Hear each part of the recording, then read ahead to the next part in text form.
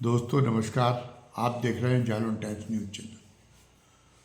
बात शुरू करने के पहले हमेशा की तरह आपसे एक निवेदन करना है, गुजारिश करनी है, अपील करनी है, प्रार्थना करनी है कि आप हमारे चैनल को सब्सक्राइब जरूर करें, बेल आइकॉन दबाएं ताकि जो भी नया वीडियो हम डालें उसका नोटिफिकेशन आपको तत्काल मिल जाया करे और आप तत्काल उसको आपको देखने की सुविधा मिल जाया करे।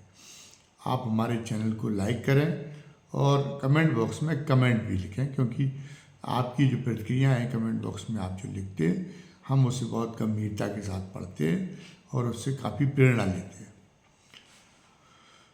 इन दिनों राहुल गांधी की यात्रा शुरू हो चुकी है,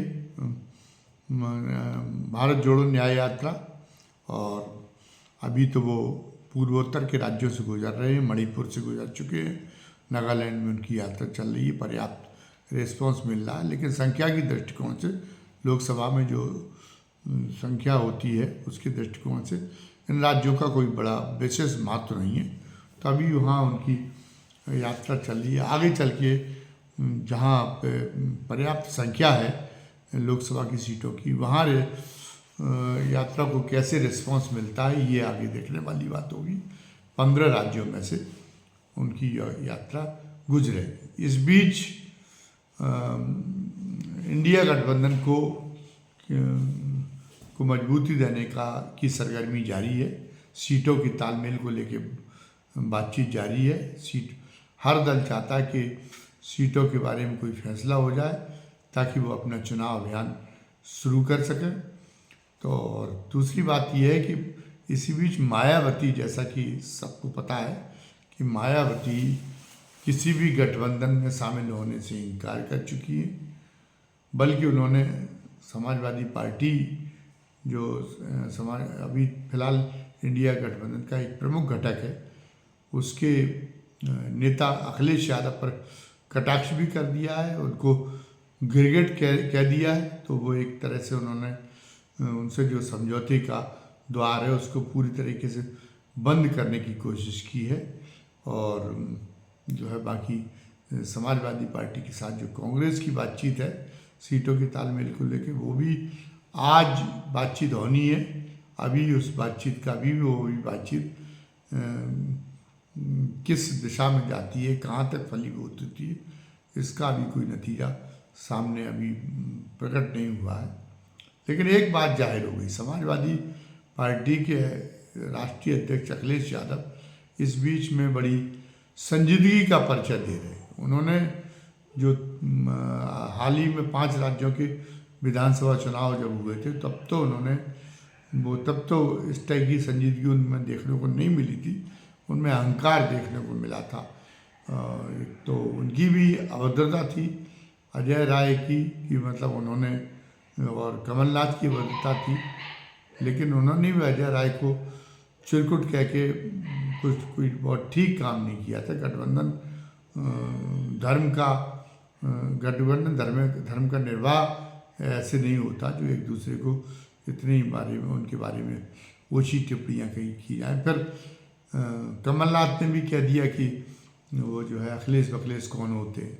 हालांकि कमलनाथ के बारे में तो अब जो उनके मध्य प्रदेश के एक बड़े नेता हैं उन्होंने कह दिया कि वो तो भारतीय जनता पार्टी के साथ मिले हुए हैं। उन्होंने तो मध्य प्रदेश विधानसभा के चुनाव में भारतीय जनता पार्टी को जिताने का काम किया है, और कई इसके प्रमाण भी लोग दे रहे हैं। अन्य जो प्रेक्षक है वो कह रहे हैं कि उनके अदानी से बहुत अच्छे संबंध हैं।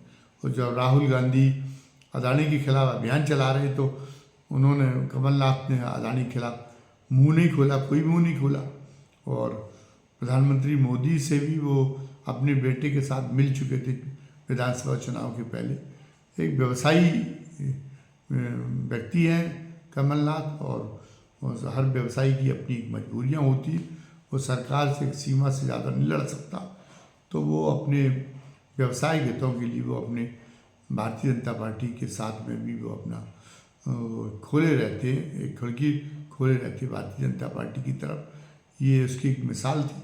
अब ये बात दूसरी कि उन्होंने विश्वासघात किया क्या कांग्रेस नेतृत्व के पर, क्या वो जानबूझ के उन्होंने हराने का काम किया। हो सकता है कि ये अतिशयोक्ति हो, लेकिन ये बात सही है कि वो उन्होंने जितनी कोई कटिबद्धता दिखाई जानी थी, जितनी कोशिश होनी चाहिए थी भारतीय जनता पार्टी को पराजित करने की, वो उन्होंने उसमें मध्य प्रदेश विधानसभा के चुनाव में नहीं दिखाई थी। और इसके कारण जो कांग्रेस का हाईकमान है वो भी उनसे बहुत खिन्न है। उनको बिना बताए कहा तो ये आ रहा है कि उन्होंने तो उसी दिन इस्तीफा दे दिया था जिस दिन विधानसभा चुनाव के परिणाम मध्य प्रदेश के सामने आए थे, लेकिन वास्तविकता ये नहीं है। कोई उनको विश्वास में लिए बिना, उनसे पूछे बिना ही उनके जो है उनको पद से हटा दिया गया और जीतू पटवारी को कांग्रेस का नया प्रदेश अध्यक्ष मनोनीत कर दिया गया। तो कांग्रेस हाईकमान भी उनसे पर्याप्त खिन्न है, वो भी उन पर भरोसा नहीं कर पा रहा है। और पुराने नेता हैं, संजय गांधी के ज़माने से वो कांग्रेस के साथ जुड़े हुए हैं। शायद 73 साल की उम्र हो गई, शायद वो इस उम्र में वैसे वो भले ही मोदी से भिड़ंत ना करे, लेकिन वो भी अब आखिरी समय पे आखिर में क्या मुसलमान होंगे उसकी तर्ज पे वो भी आखिरी समय पे कोई दल बदल करने जैसा कोई प्रयास नहीं करेंगे, ये अनुमान किया जाता है। लेकिन फिलहाल कांग्रेस और नेतृत्व और ख़ास तौर से राहुल गांधी का भरोसा उन पर से पूरे तरह टूट चुका है और वो उनसे अप्रसन्न भी हैं। और मध्य प्रदेश में एक नई लीडरशिप तैयार करने का प्रयास किया जा रहा है, जो कि उमंग को और जीतू पटवारी को प्रदेश अध्यक्ष और उमंग को जो है एक वो बनाने से नेता प्रतिपक्ष बनाने से जाहिर है। तो वो भी उम्मीद छोड़ चुका है पुराने नेताओं से। दिग्विजय सिंह अभी भी वफादार है, लेकिन दिग्विजय सिंह तो मिस्टर वंटाडार के नाम से मशहूर हो चुके हैं। वो कब क्या कहते हैं ये इसका कोई भरोसा नहीं है। तो दिग्विजय सिंह की वफादारी के कारण उनकी थोड़ी सलाह तो ले लेते हैं, लेकिन दिग्विजय सिंह के सारे उन्हें पता है कि मध्य प्रदेश में रिवाइवल संभव नहीं है। उस पर तो राय ये है कि दिग्विजय सिंह के भाई लक्ष्मण सिंह वो जो है बेअदबी करने से राहुल गांधी के प्रति बाज नहीं आ रहे। तो ये भी नहीं है कि उनके परिवार का कोई बहुत बड़ा भरोसा हो और दिग्विजय सिंह का उन पर कोई जोर भी नहीं। बहरहाल जहाँ तक बात यह है कि वो एक बड़ा झटका दिया मायावती ने ये कह के कि हम किसी से गठबंधन नहीं करेंगे, और साथ में ये भी कह दिया कि हम जो है अब की बार अगर मौका मिलेगा तो हम जो आने वाली जो सरकार है उसमें भागीदारी करेंगे, और आने वाली सरकार में भारतीय जनता पार्टी भी हो सकती है। तो क्या वो भारतीय जनता पार्टी में भी भागीदारी करेंगे, ये सवाल उठ रहा है। लेकिन मायावती के इस रुख के बावजूद, मायावती के इस रवैये के बावजूद मैं जो कह रहा था कि अखिलेश बड़ी संजीदगी का परिचय दे रहे, अखिलेश उन पर हमलावर नहीं हुए, ये एक बहुत अच्छी बात। अखिलेश ने कहा, अखिलेश ने बल्कि एक ट्रम्प कार्ड चल दिया उनकी बात में जवाब में कि पता नहीं वो क्यों नाराज हो गई, हम तो उनको जो है प्रधानमंत्री बनाने की सोच रहे थे। तो अखिलेश यादव ने एक इशारा दे दिया है कि नहीं, आप गठबंधन की तरफ से अगर कोई प्रधानमंत्री बनाए जाने जैसी शर्त, वो जैसी महत्वाकांक्षा है, तो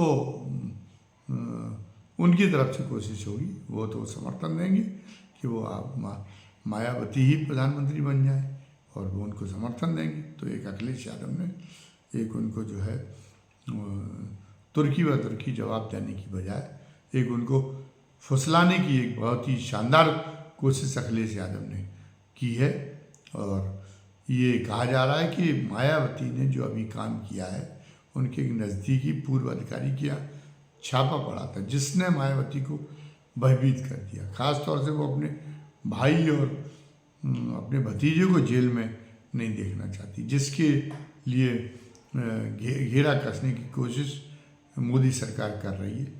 तो वो इस कारण से उन्होंने एक तरह से सरेंडर मोदी सरकार के सामने किया, ये कह के कि हम किसी गठबंधन में शामिल नहीं होंगे। लेकिन कहा यह जा रहा है कि वो जब चुनावी आचार संहिता लागू हो जाएगी तो उनका ये बयान बदल भी सकता है, और बयान बदल के वो उसके बाद में उनको भय नहीं रह जाएगा ईडी और सीबीआई का, तो वो संभव है कि वो जो है उनके साथ चली जाए, गठबंधन में वो शामिल हो जाए। तो गठबंधन के द्वार उनके लिए बंद ना हो जाए, ये अखिलेश भी कोशिश कर रहे और कांग्रेस ने भी उस पर कोई ऐसा रिएक्ट नहीं किया जिससे मायावती बिदक जाएं और मायावती और वो रास्ता एक बंद हो जाए। ये एक बड़ी सूझबूझ की बात है। अभी इसका मतलब ये है कि इंडिया गठबंधन के सारे दल ये सोच के चल रहे हैं कि मायावती का ये बयान तात्कालिक है और लोकसभा चुनाव की जब आचार संहिता लागू हो जाएगी तब ये स्पष्ट हो जाएगा कि मायावती का रुख कैसा है। इस बीच में भारतीय जनता पार्टी ने राम मंदिर का जिस ढंग से राम मंदिर में प्राण प्रतिष्ठा समारोह को जिस ढंग से प्रचारित किया है उससे वाकई में मानना पड़ेगा कि उन्होंने पूरा देश को राममय बना दिया है और उसका उनके लिए बड़ा ही एक अनुकूल असर हो रहा है। एक जो है उनका ये मुद्दा चल पड़ा, लोग कह रहे थे कि राम मंदिर के मुद्दे में अब दम नहीं रह गई सुप्रीम कोर्ट के फैसले के आने के बाद में और अब उनको कोई नया कार्ड खेलना पड़ेगा। लेकिन राम मंदिर के मुद्दे में, राम मंदिर के कार्ड में अभी दम दिखाई दे रही है। जो एक तरह धार्मिक एक भक्ति की जो लहर चल पड़ी है वो लहर जो है भारतीय जनता पार्टी को बहुत फ़ायदा देने वाली। लेकिन भारतीय जनता पार्टी में आत्मविश्वास की कमजोरी इसके बावजूद भी वो ये नहीं सोचती। वो 400 एक तो उसने नारा दिया अब की बार 400 के पार। एक तो 400 का आंकड़ा 400 का आंकड़ा प्राप्त करना है। वो सोच रही कि गठबंधन न करें, समझौता न करें, ये सोच के कोई साहसिक वो सोच ले कि चलो 350 या पिछली जितनी 317 सीट मिल जाए तो हम सब लोग कर लें।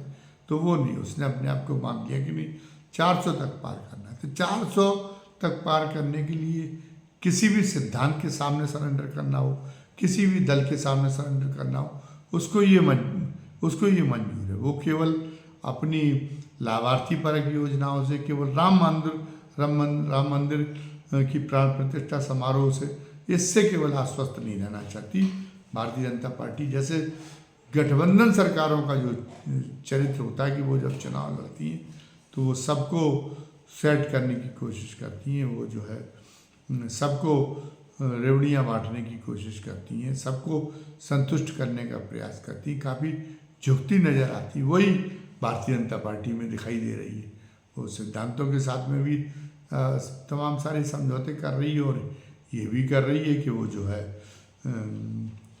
वो जिन दलों से उसकी विचारधारा मेल नहीं खाती, जिन व्यक्तियों से और जिन नेताओं से, उनके सामने भी वो उनको भी जो है उनके सामने भी वो सरेंडर की मुद्रा में, उनको भी वो जो है वो अपना उनको भी फुसलाए रखना चाहती। तो उसमें इसी कारण से योगी की अनिच्छा होते हुए भी विधान परिषद के जो चुनाव हैं तो उत्तर प्रदेश में दिनेश सिंह के इस्तीफा देने से राज्यसभा में पहुंच जाने की वजह से जो उनकी विधानसभा सीट खाली हुई उस पर उसने दारा सिंह चौहान की प्रत्याशिता घोषित कर दी। जबकि हाईकमान कई महीनों से प्रयास कर रहा है कि दारा सिंह चौहान और ओम प्रकाश राजभर को योगी अपने मंत्रिमंडल में शामिल कर, लेकिन योगी ने अभी तक कोई इस मामले में कोई लिफ्ट नहीं दी, बार बार तारीखें बदल रही। लेकिन अब ये उन्होंने जता दिया कि इसके बावजूद भी भारतीय जनता पार्टी का हाईकमान पीछे नहीं हटा, वो अपने वायदे से मुकरा नहीं है, वो इन लोगों को आश्वस्त कराना चाहता है।